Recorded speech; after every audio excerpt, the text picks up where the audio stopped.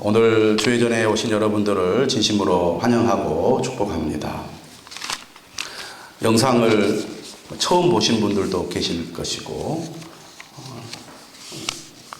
또 인터넷을 통해서 보신 분들도 아마 계실 겁니다. 사진작가 디에나 다이크먼의 사진 전시의 그 사진들을 영상을 통해서 여러분 보셨죠? 부모님을 향한 20년간의 그 배웅 모습이 담겨져 있는 사진인데 뭉클하더라고요. 제가 그걸 보면서 느낀 것이 많이 있었는데 무엇보다도 미국의 부모님이나 한국의 부모님이나 다 똑같구나라는 생각을 했습니다. 저는 저 영상을 보면서 부모님에게서 하나님의 향기가 느껴진다는 생각을 했습니다. 부모님의 사랑은 하나님을 닮았습니다. 왜 그럴까 생각을 해봤어요. 왜 부모님에게서 하나님의 향기가 느껴지고 부모님의 사랑은 하나님을 닮았을까? 부모는 창조주 하나님의 대리인이기 때문에 그렇습니다. 하나님께서 자신이 만든 창조물을 보면서 보시기에 좋았더라. 이렇게 말씀하셨잖아요. 자신이 만든 피조물에 대한 애정을 가지고 계십니다. 특별히 사람을 창조하시고 나서는 보시기에 참 좋았다. 이렇게 말씀을 하셨거든요. 하나님의 창조의 대리인으로서의 부모는 자신이 낳은 자식을 너무너무나 사랑하는데 그 사랑이 하나님의 사랑을 닮은 것입니다. 부모님의 사랑은 한결같은 사랑이죠. 자녀들이 부모의 그 사랑에 10분의 1만 따라간다면 얼마나 좋을까 그런 생각을 많이 해봅니다. 자녀가 어렸을 때나 성장했을 때나 심지어 나이가 들었을 때도 살아계신 부모님은 끝까지 자녀를 걱정하고 늘 자녀를 염려합니다.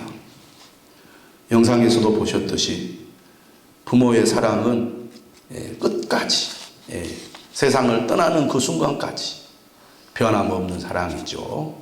차고 앞에 나와서 이렇게 손을 드는 그런 그 부모의 모습을 보면서 우리 부모님이 이렇게 떠오르지 않습니까? 저는 부모님께서 지금도 생존해 계십니다. 고향에. 아버지가 올해 87세, 어머니가 82세죠.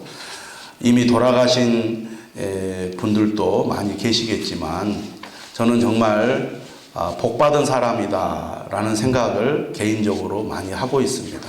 왜냐하면 부모님이 아직 살아계신 것이 저에게는 얼마나 감사하고 든든한 일인지 모릅니다. 살아계시는 것만으로도 그렇게 마음이 든든할 수가 없죠. 저희 형은 올해 59입니다. 내년이면 60인데요. 그렇게 나이가 들었어도 여전히 자녀를 걱정하고 자녀가 어떻게 하는지 늘 관심을 가지고 살펴보는 부모님이십니다. 제가 설교할 때마다 조심스럽고 부담스러운 것이 있습니다. 제 설교를 저희 부모님이 날마다 들으시거든요. 그리고 전화하십니다. 설교가 너무 길다. 새벽에 너무 힘이 없다. 이렇게 전화를 하시고 코치까지 하시는 우리 어머니십니다. 저는 그동안 목회를 하면서 부모 공경에 대한 설교를 잘하지 않았습니다. 왜냐하면 제가 불효자거든요. 목회한다는 핑계로 자주 찾아뵙지도 못하고 자주 전화하지도 못합니다. 처음에는 제가 개척교회를 섬기느라고 오직 교회에만 집중하다 보니까 가까이 계셔도 전화도 못하고 자주 찾아가지도 못했는데 그게 오래되다 보니까 습관이 되더라고요. 그래서 늘 저희 어머니는 전화 안 한다고 서운해 하시거든. 그런데 그럼에도 불구하고 얼마나 자녀를 늘 생각하고 염려하는지 몰라요. 어머니는 꼭 그렇게 얘기합니다. 미안하다고. 그런데 저는 복받은 사람이라고 자신 있게 얘기할 수 있는 것. 첫째는 살아계신다는 것. 둘째는 부모님 때문에 내가 하나님을 알고 믿게 되었다는 것. 어머니는 가난한 환경에서 자녀들을 제대로 먹이지 못한 것에 대한 늘 아쉬움이 있잖아요. 그런데 저는 지금까지 자라오면서 부족함을 별로 못 느꼈습니다. 풍족해서가 아니라 부모님의 사랑 때문이죠. 그게 저는 정말로 감사하고 만족하는데 부모님은 뭐라고 얘기하나? 미안하다고 그렇게 얘기를 하세요. 그리고 어떻든 간에 지금도 뭐든지 주려고만 하시잖아요. 모든 부모님들이 다 그렇습니다. 자신은 잘 먹지도 않고 쓰지도 않으면서 자녀를 위해서 자신의 것을 다 주고 싶어 하는 게 부모님인 것 같아요. 지금도 제가 집에 가면 꼭 우리 아버지 어머니께서 용돈을 주십니다. 제가 여러 차례 말씀드렸죠. 이번에도 아버지께서 전화가 오셨어요. 이마가 낫지를 않는데 나랑 병원에 가야 되겠다고. 아버지 제가 알아서 할게요. 아버지가 또 약을 다 사갖고 보냈어요. 그리고 찾아오시겠다는 거예요. 한평에서 나주 오려면요 차가 없어요. 지금은 옛날 같지 않아서 대중교통이 거의 없습니다. 그런데 오시겠다는 거죠. 그리고 용돈도 주겠다고 오시겠다 그래서 마음의 갈등을 겪었습니다만 오지 말라고 하셨어요. 제가 알아서 할게요. 늘 자녀를 걱정해 50이 넘은 자녀를 걱정하는 것이 부모의 마음이 아닌가 그런 생각을 하면서 부모님의 사랑은 하나님을 닮았다. 그래서 부모님을 통해서 무슨 생각을 하냐면 하나님이 저분들처럼 우리를 이렇게 사랑하시는구나. 그렇게 사랑하시겠구나. 라는 생각을 해봅니다. 오늘 우리는 본문 말씀을 통해서 하나님의 명령을 듣습니다. 자녀들아, 주 안에서 너희 부모에게 순종하라. 이것이 옳으니라. 내 아버지와 어머니를 공경하라. 이것은 약속이 있는 첫 계명이니 이로써 내가 잘되고 땅에서 장수하리라. 하나님은 가정을 세우셨습니다. 가정을 귀하게 여기시죠. 가정은 인간 사회의 가장 기초 단위입니다.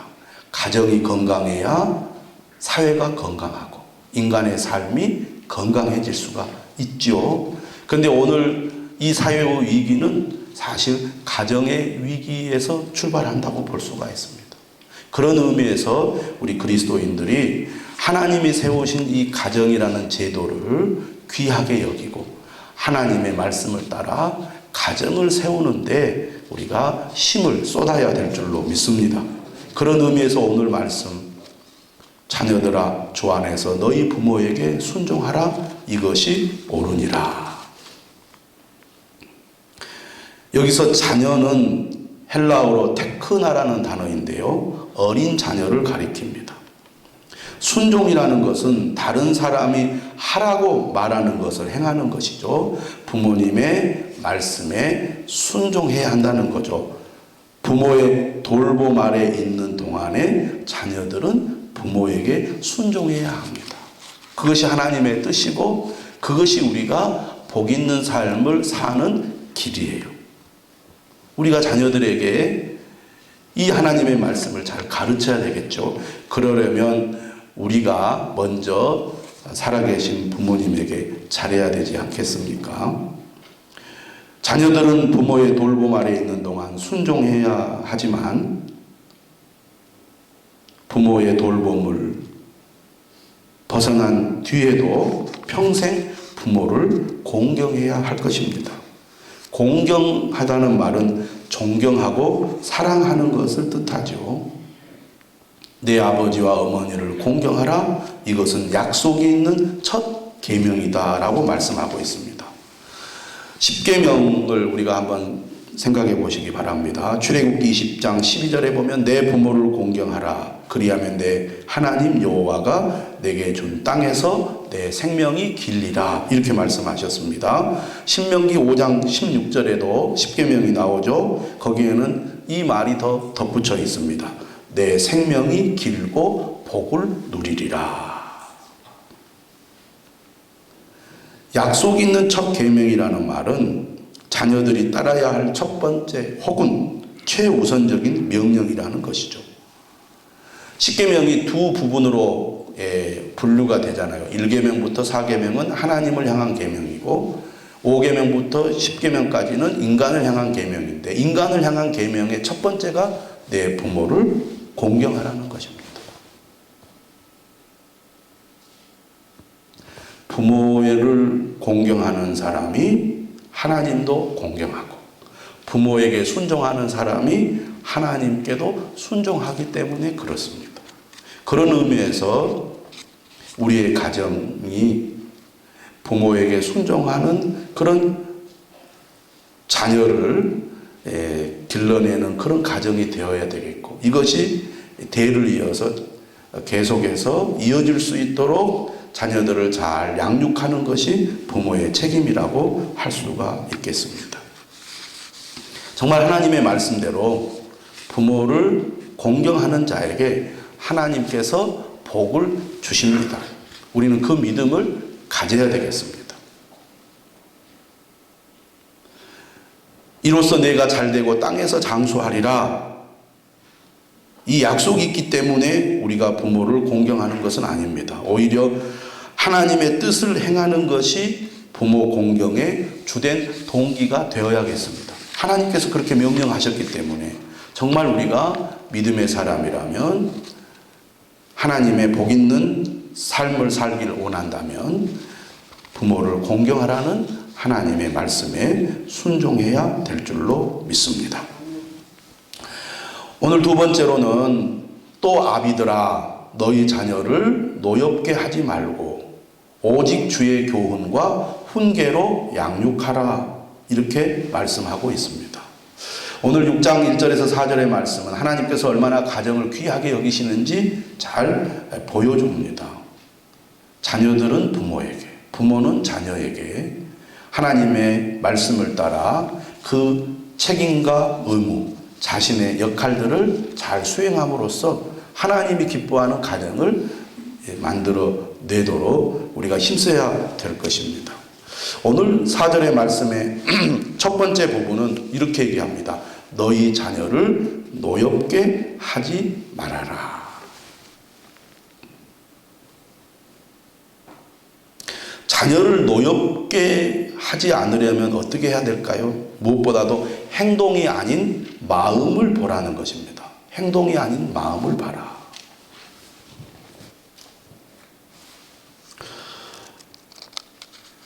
신혜라 씨라는 분이 있죠. 차인표 씨의 부인입니다. 방송에서 그 자녀 훈육에 대한 강연을 하는 것을 제가 들었습니다. 조금 소개를 해보면요. 그분이 그렇게 얘기를 해요. 행동이 아닌 마음을 봐라. 다시 말하면 제대로 된 훈육은 결과가 아니라 동기를 살펴야 한다는 것입니다. 다시 말하면 결과가 좋아도 동기가 잘못되었다면 훈육의 대상이 된다는 거죠. 반대로 결과가 좋지 않아도 동기가 좋은 거라면 그것은 훈육의 대상이 아니라는 것입니다. 어떤 일을 잘 해냈어요. 아이고 잘했다 이렇게 무작정 칭찬할 것이 아니라 어떤 동기를 가지고 했는지를 보라는 거죠. 만약에 시기심이나 질투심 때문에 경쟁적으로 어떤 일을 잘하면 그건 훈육의 대상이 된다는 거예요. 그런데 어떤 일을 했는데 결과가 좋지 않더라도 그 마음의 동기가 좋다면 그것은 격려하고 칭찬할 일이라는 거죠. 그리고 자녀를 훈육할 때는 10배의 사랑이 더 필요하다라고 얘기를 합니다. 그러면서 하는 얘기가 화가 나면 그 자리를 피하십시오. 이렇게 권면을 하는 것을 들었습니다. 그러면서 하는 얘기가 화가 났을 때는 열을 세라는 거죠. 하나, 둘, 셋, 넷. 열을 셀 수 없으면 부모 자격이 없다는 말이 있다는 얘기예요. 우리가 자녀를 양육하다 보면 화가 날 때가 있잖아요. 그런데 그걸 우리가 잘 통제를 못하면 자녀를 분풀이 대상으로 삼아서 자기 화를 참지 못하고 자녀들에게 심하게 꾸지람을 줄 수가 있습니다. 제가 유치원에 다니는 그 아이들의 인터뷰 영상을 보니까 아이들이 언제가 제일 무서운가 물어보면 엄마가 화낼 때라는 거예요. 엄마가 꾸지람을 할 때가 제일 무섭다는 거예요. 엄마가 왜 꾸짖었어요? 물어보면 잘 몰라요. 엄마가 아이들을 이렇게 기르다 보면 말 안 듣는 아이들 때문에 욱하고 화를 내면 아이는 그 엄마의 그 화내는 것 때문에 상처를 받는다는 거예요. 화에는 두 가지 특징이 있다고 합니다. 첫째는 화는 습관이 된다는 거예요. 화를 내다 보면 습관이 돼요. 그 습관이 어른이 되어도 계속 된다는 거죠. 어렸을 때부터 늘 화내는 이 습관을 갖게 되면 어른이 되어도 쉽게 화를 내요. 이 화가 습관이 된다는 이 어떤 문제가 있습니다. 두 번째는 화가 전염이 된다는 거예요. 엄마가 막 자녀들에게 화를 막 내면은요, 자녀들끼리도 막 서로 화를 내면서 싸우게 된다는. 이게 전염이 된다는. 하품이 전염이 되잖아요. 하품이 전염이 되는 것처럼 화도 전염이 됩니다. 그러면 화는 나쁜 거냐? 화라는 것은 인간의 자연스러운 감정 중에 하나잖아요. 근데 왜 화가 나쁘다고 생각을 합니까? 화를 표출하는 방법이 잘못됐기 때문에 그렇다는 얘기입니다. 그래서 제대로 화를 표현할 줄 알아야 되고 자녀들에게도 제대로 화를 표현하는 것을 가르쳐 줘야 된다는 거죠. 화를 많이 내면 그것이 아이들에게 상처가 됩니다. 내 부모가 나쁘다고 생각하는 자녀들이 어디 있겠어요? 우리 부모는 나를 사랑하고 좋은 부모라고 생각하죠. 하지만 화를 많이 내면 그것 때문에 아이들의 마음에 평생 상처가 될 수 있다는 겁니다. 그래서 아이들이 부모를 멀리하고 있다면 훈육하지 않고 징계만 했기 때문이 아닌가 살펴볼 필요가 있다는 얘기입니다. 그렇기 때문에 부모는 자녀를 격분시키지 않도록 노력을 해야 되고 그런 의미에서 평생 부모는 공부를 해야 된다. 그렇게 얘기를 합니다. 마음을 잘 살펴볼 이유가 있습니다. 요즘 아이들도 여전히 힘든 인생을 살아가고 있기 때문에 그렇습니다. 부모 세대들은 어려운 환경에서 자랐기 때문에 늘 결핍된 그런 삶을 살았잖아요. 그런데 요즘 자녀들은 자녀 수도 적고 부모의 사랑을 독차지하면서 우리가 자랄 때와 달리 모든 것이 다 공급되는 충분히 제공되는 삶을 살았기 때문에 너희들이 뭐가 고생이 되느냐고 얘기할지 모르지만 아이들도 여전히 삶이 고달프고 고민이 많다는 얘기입니다. 유치원 아이들도 그렇다는 거예요. 정신과 전문의 제가 강의를 들어보니까 그렇게 얘기를 해요. 애들 이렇게 이제 진료를 하는 가운데 유치원 아이들도 너무 힘들다는 거예요. 왜냐하면 요즘 아이들은 2살 때부터 공부를 시작한다는 거예요. 그리고 한 아이가 이렇게 얘기를 하더랍니다. 선생님, 저도 기염을 떠느라고 너무 힘들었어요. 오늘 저는 공연을 2번이나 했거든요. 왜냐하면 자기 친구는 형제가 있어서 한 사람은 외가에서 하고 한 사람은 친가에서 공연을 하는데 저는 외가 친가 다 합쳐서 한 명밖에 없기 때문에 외가에서 노래 3번, 친가에서 노래 3번. 저도 기염을 떠느라고 너무 힘들었어요. 어떤 말이 제일 듣기 싫냐? 배운 거 해보라고 할 때가 제일 싫다는 거예요. 아이들도 나름대로 이 고민이 있고 고통스러운 것이 있어요. 초등학생들도 그렇다는 거예요. 우리나라 조사를 해보니까 대학생들보다 초등학생들이 1시간 더, 하루에 1시간 더 공부를 한다는 거예요. 그래서 많은 아이들이 학업에 지쳐서 호기심도 잃어버리고 탐구심을 잃어버린 경우가 많다는 거예요. 그래서 초등학교를 졸업하면서 학업도 끝내는 아이들이 있다는 얘기입니다. 그런데요, 어머니가 초등학교 4학년 자녀에게 말합니다. 내가 왜 사는 줄 아느냐고. 너 때문에 산다고.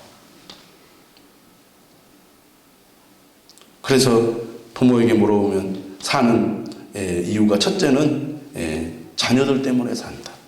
둘째는 자기 때문에 산다. 아유, 다행이네요. 왜 자기 때문에 사세요? 내가 건강해야 자식을 뒷바라야지 되니까. 이렇게 얘기를 한다는 거예요. 근데 이 초등학교 4학년 아이가 그렇게 말합니다. 초등학교 3학년 때까지는 내가 왜 사는 줄 아느냐. 너 때문에 산다. 이렇게 말하면 불편하지 않았다는 거예요. 너 때문에 산다 그러면 엄마 내꺼 하면서 품에 안겠다는 거예요. 근데 4학년이 되니까 이제 이 말이 부담스럽다는 거예요. 내가 엄마의 기대에 어긋나는 것 같은데 이제 엄마도 자신의 삶을 찾았으면 좋겠다. 이런 생각을 한다는 거예요. 아이들도 나름대로 삶에 고민이 있고 갈등이 있고 어려움이 있다는 얘기죠. 중학생도 그러고 고등학생도 그러고 그러지 않겠습니까? 중2병에 걸리는 것이 그냥 괜히 걸리겠어요. 중2가 되면은 갱년기 엄마와 그냥 피 터지게 싸우다 보니까 인생이 늘 슬퍼요. 화나는 것밖에 없다는 거예요. 그러다 보니까 고등학교에 가면 무기력해진다는 겁니다. 아이들이 마음고생을 많이 하고 있는 거죠. 그런 아이들의 마음을 헤아릴 줄 알아야 되지 않겠습니까? 아이들의 고민이 무엇인지를 조사해 보니까 아이들이 어떤 말을 많이 하냐면 이번 생은 망했어요. 이생망이라고 한답니다. 잘못 태어난 것 같다. 왜 망했느냐 물어보니까 어떤 아이가 이렇게 말했다는 겁니다. 첫째, 부모의 기대에 부응하지 못해서. 둘째, 내 기대에도 내가 못 미쳐서. 셋째, 친구들 사이에도 존재감이 없어서. 그래도 넌 그렇게 절망적이지 않은 것 같다 했더니 나만 망한 것이 아니라 다 같이 망해서 안심이에요. 그랬다는 겁니다. 태풍이 막 불면 아이들이 관심을 많이 가진답니다. 경로가 중요하다. 우리 학교를 덮칠 거냐 아닐 거냐. 왜 이렇게 태풍이 약해 빠졌냐. 그런다는 거예요. 지구가 망했으면 좋겠다. 그만큼 아이들도 나름대로 고민이 있는 거죠. 두 번째는 내가 하는 공부가 무슨 의미가 있냐. 그런 고민이 있다는 거예요. 애들이. 부모가 그렇게 얘기한다는 거예요. 그래야 먹고 산다. 그러자 아이가 말합니다. 나는 괜찮다. 먹고 살 수 있다. 엄마 아빠가 집만 넘겨주면 된다. 배고픔이 내 삶의 동기가 아니고 진짜 공부의 의미가 무엇인지 알려주면 좋겠다. 그런데 그러한 대화를 하기가 어렵다는 거죠. 그래서 엄마는 주로 체크리스트 대화만 한다는 거예요. 했냐 안 했냐. 그냥 할래 맞고 할래. 주로 그런 얘기만 하고 아버지는 언제 대화를 했는지 기억을 찾아내야 할 정도라고.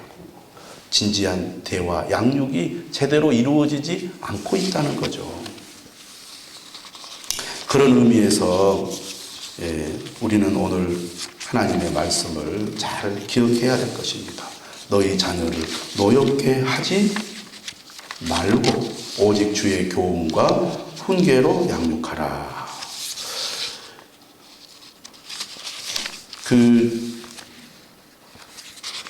신혜라 씨 강의를 들어보니까 그런 얘기도 했어요.